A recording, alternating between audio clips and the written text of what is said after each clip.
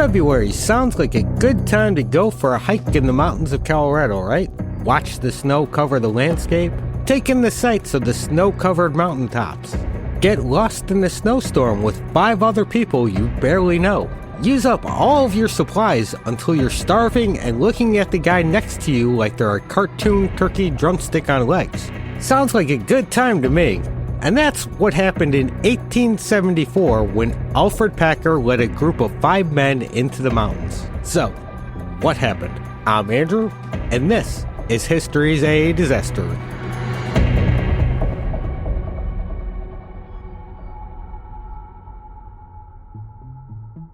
Tonight, we're diving into the life of an Old West icon, Jeffrey Dahmer's hero, the Colorado Cannibal, Alfred Packer.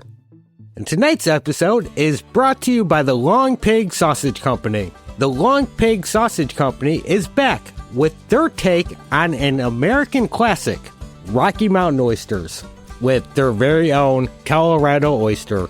They're available now for a limited time at the low price of $9.95 a pair, limit 5. Just be sure to use coupon code It's Definitely Pork at checkout. Alfred Packer, who also went by Alfred, was born on January 21st, 1842, in Allegheny County, Pennsylvania, near Pittsburgh. His parents were James and Esther Packer. He was one of 3 children, and in the early 1850s, they moved to LaGrange County, Indiana, where his dad was a cabinet maker. Old Alfred, unsurprisingly, had a difficult relationship with his parents, so in his late teens, he said fuck it and moved to Minnesota to work as a shoemaker. And his illustrious shoemaking career got fucked up by the Civil War. So in April 1862, he enlisted in Company F, 16th U.S. Infantry. However, he was discharged in December of the same year due to epilepsy, which caused him to suffer quote-unquote fits. Despite this persistent shithead moved to Iowa to re-enlist there in Iowa's 8th Cavalry Regiment. You know, since they had such great record-keeping in the Civil War, they let him in only to kick him out again months later. Can't be getting all shaky while you're trying to kill your fellow countrymen. Although, he probably would have made a great distraction. Just saying. At some point during this time, he got his name tattooed on his arm, which is just weird. Could he not remember his name, so he got it tattooed, so he just had to look down to remember it? Fuck, I don't know. Either way, the tattoo artist fucked it up and spelled it Alfred, which apparently amused him so much he'd often go by Alfred. Either that, or he did forget his actual name and thought Alfred was it. One of the two. So, after his military service failed, he headed out west to try his luck in the gold fields. Can't make it as a soldier? Maybe he can make it as a prospector. Which apparently didn't work out too well either, because he eventually ended up working as a guide in the wilderness of Utah and Colorado by 1873. In November of 1873, a party of 20 men, led by Robert McCrew, set out from Provo, Utah, to the gold country of the San Juan Mountains in Colorado. Out near Lake City, they encountered now 31-year-old Alfred, who claimed to be a prospector and a guide familiar with the San Juan territory. Despite having no supplies of his own, or rifle, or really not much of anything but a Colt revolver, he offered $25 to join the group, and since they desperately needed a guide, they accepted his offer. However, members of this expedition would later state that maybe Alfred had overstated his experience and qualifications. They apparently forgot to call his references. Throughout the journey, they claimed he was greedy with rations, lazy, obstinate, and obsessed with the amount of money other members carried. He often fought with one member, Frank Miller, and was characterized as a whining fraud by Preston Nutter. His epileptic seizures also put a little bit of a strain on the group. As they set out, the travel was slow going. Game was scarce, and it was snowing heavily. Facing dwindling rations, the expedition was forced to eat livestock feed. By late January 1874, the expedition made it to the Ute Indian camp of Chief Ouray in Colorado, which is just near present-day Delta. Ouray shared his food and fire with the white men. He knew the country as well as anyone, and he warned his guests that to venture into the mountains at this time of year was to risk certain death. No Ute would attempt such a passage until spring. Despite this warning, on February 9th, Alfred and 5 other men, George Noon, Israel Swan, James Humphrey, Frank Miller, and Shannon Wilson Bell, decided to leave camp and head for the Los Pinos Indian Agency, just a measly 75 miles away. And unsurprisingly, no one was sad to see Alfred go. And seeing they wouldn't be swayed from this course of action, Ouray gave him directions on how to get there. Follow the gulches for 300 trees, turn left at the rock shaped like a buffalo, then follow the river. It'll take you right there. Shouldn't take more than 7 days. Alfred, being the excellent guy that he was, disregarded Ouray's advice, led his party along a different path into the San Juan Mountains, and subsequently got lost. 65 days later, on April 16th, Packer emerged alone from the woods and made his way across the frozen lake bed to the Los Pinos Indian Agency near Sagawacha, Colorado. He strolled into town all fat and sassy, despite claiming prolonged near starvation, and was spending money like it was going out of style. He carried a rifle, a knife, a steel coffee pot, and a satchel, so a whole lot more than he started out with. Initially, he told the agency men that he had been hired to guide 5 men to Breckenridge, but had become snowblind and was abandoned by his companions, forced to survive on his own with minimal ammunition and supplies. However, it wouldn't be long before other members of the original party soon arrived at the agency and immediately called out his bullshit. They stated that the men they knew would never abandon a companion. Preston Nutter and Oliver Lutzenheiser expressed suspicion, noting that the Winchester rifle Alfred carried belonged to Israel Swan, and a pipe he left behind belonged to Shannon Bell, both men who had gone missing. General Charles Adams, the Indian agent, was convinced to dispatch an officer to retrieve Alfred for questioning under the guise of recruiting him for a search party. Confronted by General Adams, Alfred eventually broke his silence, stating it would not be the first time that people had been obliged to eat each other when they were hungry. And if that's not just fucked up. Through tears, he began to confess, marking the first of many confessions he would give over the next 3 decades, with details that just happened to change each time. In this first confession, he claimed that the group had endured nearly 20 days from Ouray's camp and more than 10 days without substantial food. He said he had left camp to gather firewood and returned to find 4 men around the slain body of Israel Swan, who had been struck in the head with a hatchet. Alfred claimed the others had butchered Swan and he joined them, just accepting the situation. Well, he's already dead, might as well eat him. He also said that several $1,000s were found on Swan and divided among the men, and he just happened to take Swan's rifle. Within 2 days, out of meat again, Alfred, Bell, Humphrey, and Noon secretly decided that Frank Miller would be next.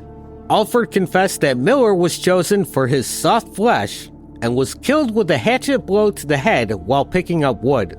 Miller's share of the money was redistributed, and Alfred took Miller's knife.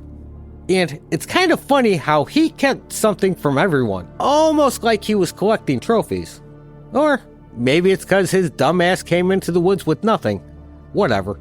Anyways, Alfred was arrested and held in a Sagawacha jail, and I know I'm mispronouncing that, which was a log cabin on the sheriff's ranch property.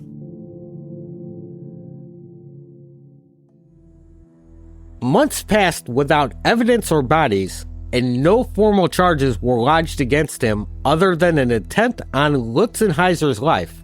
Sagawatch County authorities were unhappy about the cost of keeping Packer, so Someone slipped him a makeshift key and supplies, and he easily escaped in August of 1874, which pissed off the townspeople, who were convinced of his guilt and constantly threatened to kill the man-eater. Also in August, John A. Randolph, an illustrator for Harper's Weekly magazine, discovered the remains of the 5 missing men at the foot of Slumgullen Pass, 2 miles southeast of Lake City in a pine-shaded gulch. This location, now known as Dead Man's Gulch, matched Alfred's description of where only Bell was killed. The snow had melted, revealing the bodies, and Randolph sketched the scene and alerted authorities in Lake City. This story, including his illustrations, was covered in the October 17th edition of Harper's Weekly. The discovery of the bodies, which showed evidence of murder and cannibalization, caused a bit of a stir. The accepted theory at the time was that Alfred, under highly overstated qualifications, had led the men to their deaths due to gross incompetence, or, more than likely, that he had purposely led them into the wilderness to kill and rob them. Local papers provided constant sensational coverage, fueling negative comments about Packer's character and imaginative theories that garnered national and international attention.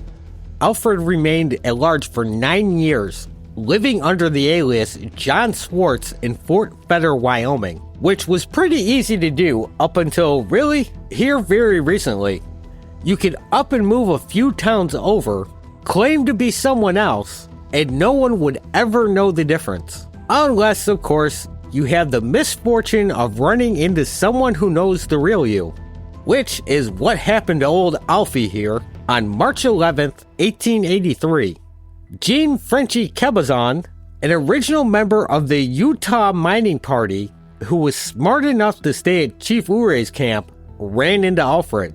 He reported him to the local sheriff, who quickly apprehended him. Alfred claimed he fled due to fear of mob justice in Saguacha. General Charles Adams confirmed his identity, and Packer was transported to Denver for his second confession, which he signed on March 16, 1883.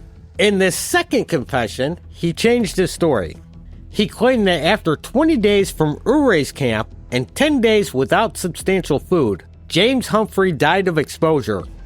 George Noon was then killed days later by Shannon Bell for food. Now only Bell and Packer remained. Packer stated that they agreed not to eat each other. But after more days of hunger, Bell rushed at Packer with his rifle, intending to beat him to death. Alfred then shot Bell with his pistol in self-defense. He confessed to taking valuables from the deceased, claiming they no longer needed them, but did not specify the items or amounts. Multiple people challenged his credibility, suggesting he had set a trap to kill and rob his group. Israel Swan's family reported he had $6,000 in cash and gold, which is roughly $167,000 in today's money, along with a valuable Winchester rifle, which provided a strong motive for murder. But he was not found with thousands of dollars, and his spending had been pretty frivolous.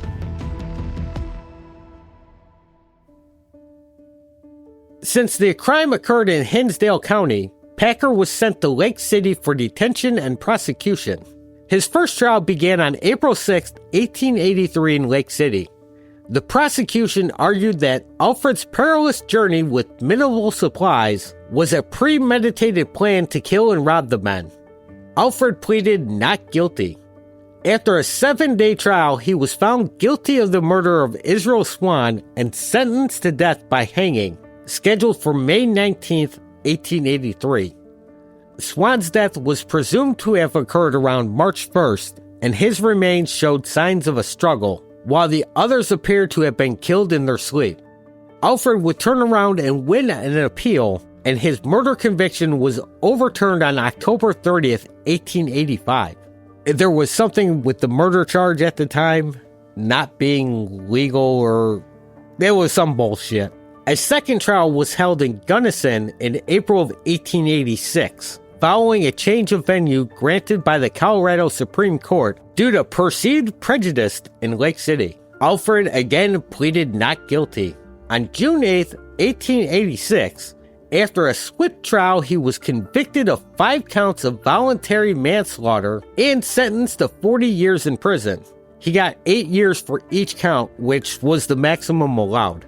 And this was the longest prison sentence in U.S. history at the time.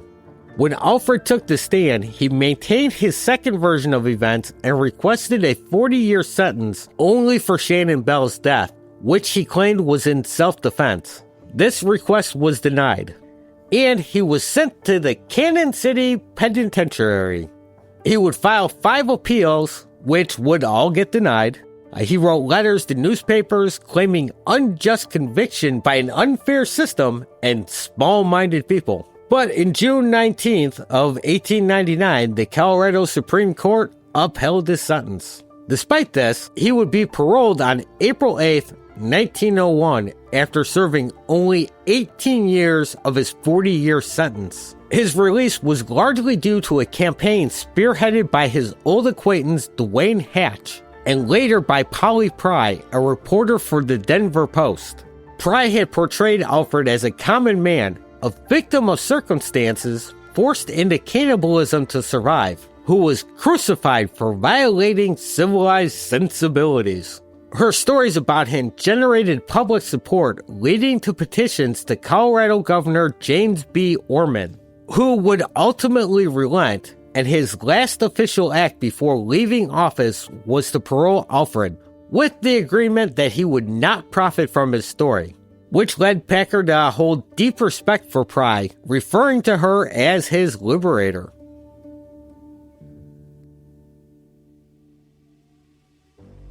After his parole, he would go on to work as a guard at the Denver Post and later as a ranch hand. He spent his final years living in and around Littleton, Colorado. He was described as a kindly, charitable man, well-liked by children, who would tell them stories of his early days in the Old West. He would die on April 23, 1907, at the age of 65 near Phillipsburg, Jefferson County, Colorado.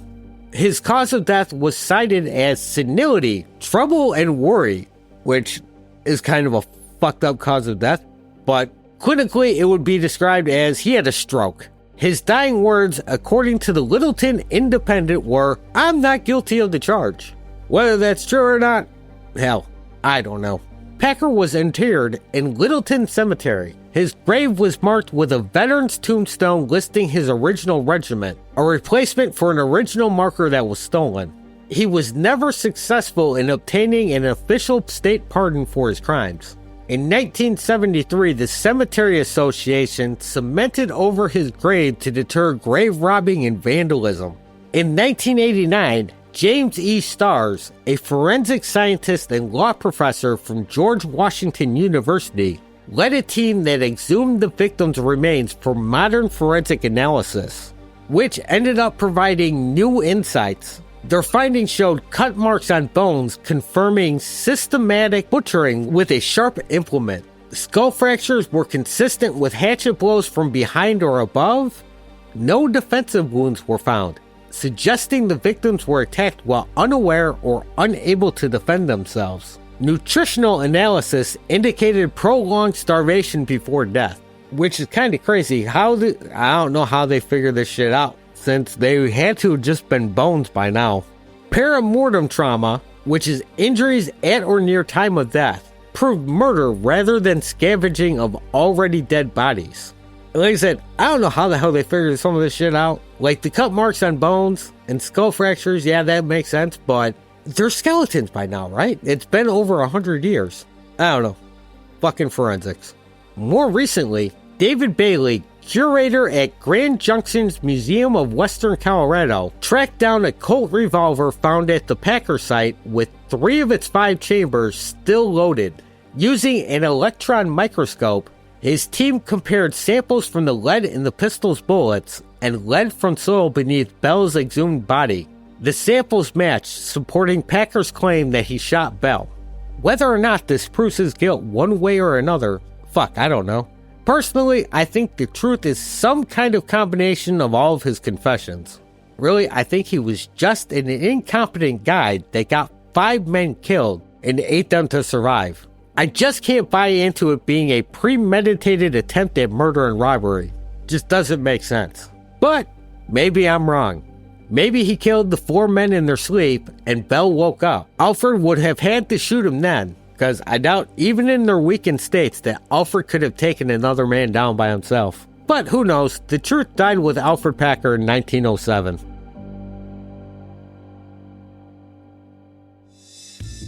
And that was the story of the Colorado cannibal, Alfred Packer.